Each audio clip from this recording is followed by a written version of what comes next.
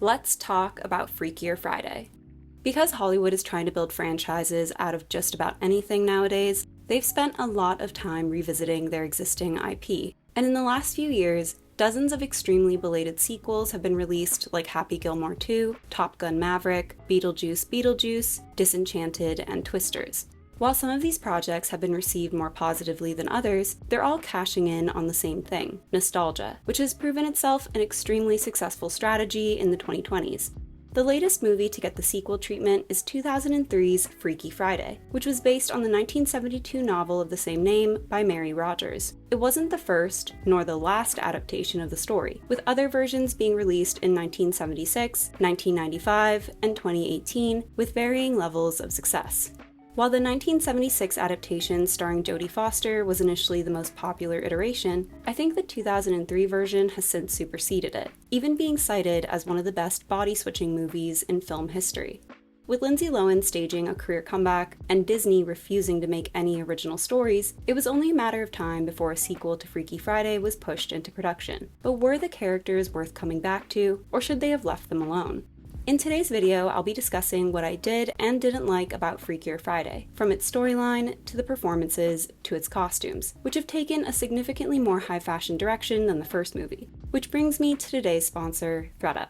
ThredUp is an amazing online consignment store that helps make secondhand shopping easy and affordable. So even if you're working with a tighter budget, you never have to worry about looking boring. ThredUp is actually one of my best kept secrets when it comes to finding luxury brands at a fraction of the price. Chanel, Vivienne Westwood, Miu Miu. I'm serious. You name it, they've got it. And the best part is that with ThredUp's easy-to-use search filters, you can shop for things based on their color, cost, or condition, guaranteeing that you'll find exactly what you're looking for.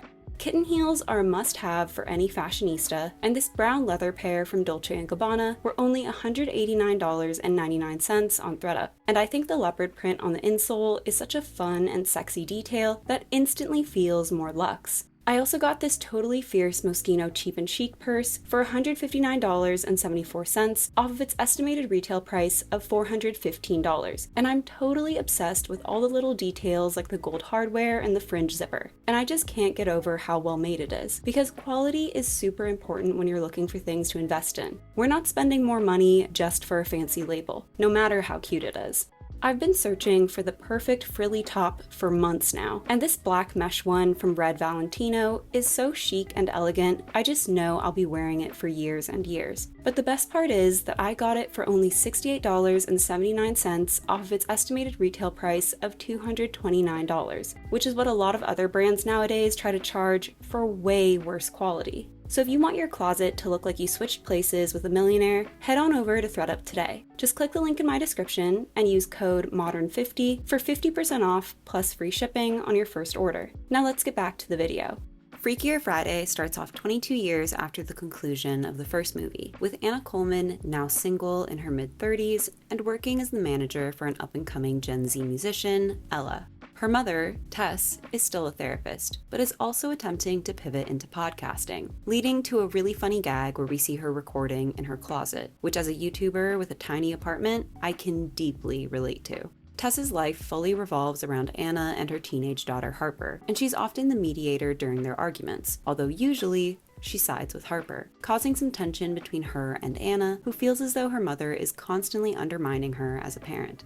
Harper is a tomboyish LA teen who spends her free time surfing, and she's recently found herself a nemesis in Lily, a new student from England who has a flair for fashion. They don't really explain why the girls hate each other so much at the beginning, which does feel a bit formulaic if you ask me. I'm not saying that teens don't make snap judgments about each other, but Lily appears to be living in Harper's mind rent-free, despite not actually doing anything to her directly. I feel like they should have introduced them to each other in science class instead. Then at least there'd be a valid source to their antagonism. Because of all this drama, the girls' parents are called into school, and Eric and Anna are immediately drawn to each other. After a cute little scrapbook montage sequence showing the progression of their relationship, we discover that they've gotten engaged. Is 6 months a ridiculously short amount of time to be making such a big decision? Absolutely. But the two look so good together that I'm willing to suspend my disbelief and cynicism. Although they're about to become sisters, Harper and Lily are still at each other's throats. And at school, they get into a massive food fight, which gets them and their entire class detention. As an additional punishment for the girls' school shenanigans, Anna makes them all sleep over at Tess's house after her bachelorette party. At said party, she and Tess get their palms read by an amateur psychic, while Harper and Lily try to get her to cast a spell to break their parents up. The following morning, the four of them discover that they've switched bodies, with Harper swapping with Anna and Lily swapping with Tess. Having already been in this position once before, Anna and Tess adjust to the change quickly, and declare that they all just need to pretend to be one another and get through the day. Because they made a point of joking about Lily's accent from the very beginning of the movie, I thought it would play a part in the switch. But they wound up making the accents tied to their bodies instead of their brains, which I personally think was a missed opportunity. Since we don't know much about Lily aside from being British, fashionable, and slightly snooty, they really needed to overemphasize the traits that were set up earlier, and I truly think that the accent should have followed her into whatever body she went into. Tess's main personality traits this time around are her therapy speak and oldness, and while her excitement about being in a young body again is really funny, since she and Lily both have a tendency to act holier than thou, the two aren't really that different in their teen forms. Now, I do think that when Lily takes over Tess, there's a pretty clear shift, but aside from the passion for fashion, she just comes across as your average teen girl. It's not really a personality unique to Lily. Although I do like how she was still mourning her mother's passing, I wish they'd leaned more into how her confident persona was just an act, because faking it till you make it is something every teenager can relate to. While Tess and Anna are at school serving detention, annoying their classmates in the process, Harper and Lily team up to sabotage the wedding, but their actions are so vindictive that I found myself struggling to root for them. Their concern about being forced to live in London or LA is definitely valid, but this just didn't feel like the right way to go about it, even if you keep in mind that they're immature teenagers. In the original movie, Anna isn't exactly happy about Tess's wedding either, but her main goal is to get her mother to acknowledge her interests and feelings. She isn't trying to ruin her marriage. The girls try to rekindle the spark with Anna's high school boyfriend, Jake, and attempt to ruin Eric's immigration interview. This helps Harper realize how much Eric loves her mother and how hard her mother is trying to understand her, and she changes her mind about breaking them up.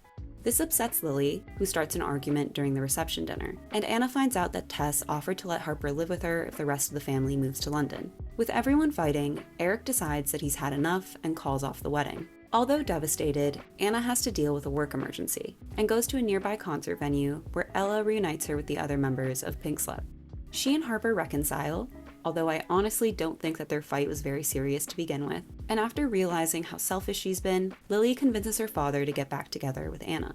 This triggers the curse and everyone switches back, and the wedding goes off that weekend without a hitch, which I'm surprised by, considering the girls literally canceled all of the vendors. How were there not more consequences for that?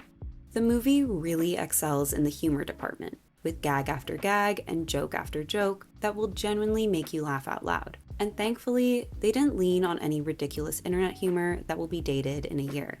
I don't want to spoil everything for those of you who haven't seen the movie yet, but I really got a kick out of Harper attempting to flirt with Jake while in Anna's body, Eric and Harper's awkward dance class, basically all the school scenes with the teenaged extras, and Tess's time at Walgreens. Honestly, Jamie Lee Curtis just killed it the entire time, really giving 110% when it came to her physical comedy. She was crawling on the floor, making goofy Gen Z poses, and fully owning her outrageous outfits. Speaking of which, when I initially saw the outfits for the movie, I was a bit concerned, as they seemed a little too over the top considering what I knew about the characters. But now after seeing the movie, I think that they made perfect sense, so kudos to costume designer Genevieve Tyrell. Because Lily is a fashionista, she makes a point of dressing fabulously whenever she can. And I thought it was hilarious that every single time they cut to her in Tess's body, she had some wacky new outfit on. Now, some of them were definitely a bit bizarre, but I've got to respect their commitment to the bit. I don't know if the costumes will have as lasting of a legacy as the original movie, but they're a lot more interesting than some other outfits that I've seen on screen lately. Now, this is totally unrelated to the plot of the film, but one thing I couldn't help but notice the entire time was how amazing everyone looked. Really strong face cards all around. Chad Michael Murray is as much of a dreamboat as he was 20 years ago, and when Jake showed up at Anna's reception dinner, I couldn't help but audibly gasp. And I wasn't the only woman in the theater to do that either. I've loved Manny Jacinto since his time on The Good Place, and I really appreciated seeing him play a traditional romantic interest, because he's so charming and handsome, it really works. And the whole time, I couldn't help but think how perfect he would be in the Crazy Rich Asians franchise. Everyone has been talking about how great Lindsay Lohan has been looking lately, especially during the film's press tour, and she definitely looked every bit the movie star in Freakier Friday. If you couldn't tell from this channel, I'm a pretty sentimental person, and seeing her jamming out on stage with a giant grin on her face brought me right back to my childhood. I'd seen some of her Netflix rom-coms over the years, but I wasn't particularly impressed by them, and that's putting it kindly. But Freakier Friday seemed like a return to form. Considering all of her public struggles, which effectively put an early end to her acting career, I couldn't help but get a little teary-eyed seeing how far she's come. And I do wonder if she might have a full-blown career resurgence in her 40s. I mean, Robert Downey Jr. did it.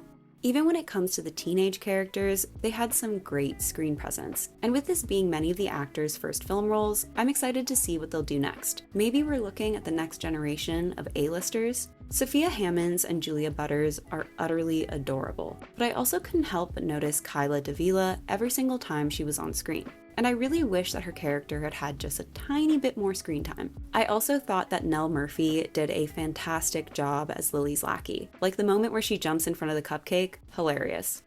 So yeah, I really enjoyed Freakier Friday, and I felt like it really captured the heart of the original without pandering or being outright derivative. It's by no means perfect, but it's not really trying to be, and all of the plot holes and whatnot are simply a part of its charm, and you can really feel the love and respect the cast and crew had for the original movie. However, it wouldn't be a proper ModernGurlz review if I wasn't a tiny bit nitpicky. In the original movie, Anna and Tess learn more about each other during the switch, but the sequel really only focuses on Harper and Lily's characters, so the other relationships feel a bit lacking. Considering Anna is 36, she would have been a fairly young mother, and I feel like the film doesn't really touch on how having Harper probably influenced her decision to leave Pinkslip. I'm not saying Anna would be resentful towards her daughter, but I feel like I put my dreams on pause so you could follow yours could have been a really interesting concept to explore. Tess frequently mentions that Anna made the choice to be a single parent, which is just the perfect combination of therapist speak and mom judgment. But the movie doesn't really acknowledge the impact this split would have had on Harper. Speaking from personal experience, being a single mother-daughter duo results in a very different family dynamic. All you have is each other. And I feel like the way that their relationship is presented isn't all that accurate to life. Realistically, Harper should have been a lot more attached to her mother, even with all of her teen angst, and it could have been interesting to see her be upset about having to share her mom with Lily. I'm also surprised that Anna's failed relationship doesn't play a part in her argument with Harper. It would have been a total gut punch, but imagine if Harper had said something along the lines of, "What if we move all the way to London and it doesn't work out again?" I also feel like Tessa's storyline is a bit underdeveloped in the film, with her main thing being her undermining Anna and sort of coddling Harper. The movie makes it clear that she's still working, as we literally see one of her clients and she's a book in development. But wouldn't it be interesting if she had recently retired and was having difficulties transitioning into an old person lifestyle, like she'd lost her sense of purpose? Although she and Anna have a small tiff that they patch up, the movie focuses more on her relationship with Lily. And I'm just surprised that they thought that bonding with her step-granddaughter was more important than seeing her with her actual granddaughter, who she barely interacts with post-switch. The same can be said about Lily and Anna, which is pretty odd considering what their relationship is about to become.